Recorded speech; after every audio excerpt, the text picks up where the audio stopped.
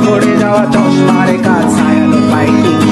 আমার চিনি বেশি দেয়া চায় আমার ফোনে যান্ত্রিক পায় আমার পকেটে বাঁচানো ডিম ভাজা ভাতে মুখে হাসি ভুলে না